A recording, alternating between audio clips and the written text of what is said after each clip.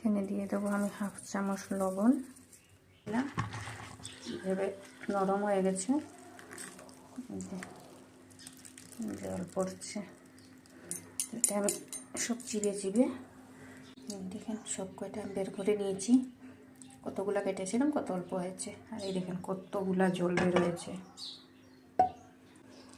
যে এখানে আমি চাউল ভিজিয়ে রেখেছি, তো এতগুলো লাগবে না, আমি অন্য কিছু কারণও ভিজিয়েছি।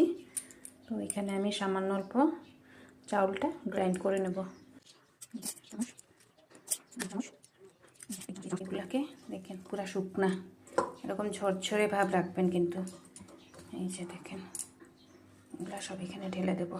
গ্রাইন্ড করে নিয়েছি, তো যতটুকু প্রয়োজন আমি এতটুকুই ব্যবহার করব। তো এই যে আমি গাজরটা গ্রেট করে রেখেছিলাম, এটা এখানে ঢেলে দেব। সামান্য একটু হলুদ, চামচের মতন বেকিং সোডা, সামান্য একটু লবণ, একটু বাড়ার জন্য সামান্য একটু চিনি দিয়ে দেবো। এখানে আমি সামান্য একটু কয়েকটা কালি জিরা। তেলটা খুব সুন্দর গরম হয়ে গেছে, তো এটাকে আমি বেশি বড় করব না, হাত দিয়ে এরকম চাপা দিয়ে দেবেন।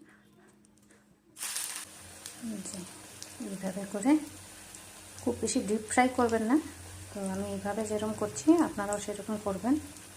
যে সম্পূর্ণ আমি এরকম করে নিয়েছি।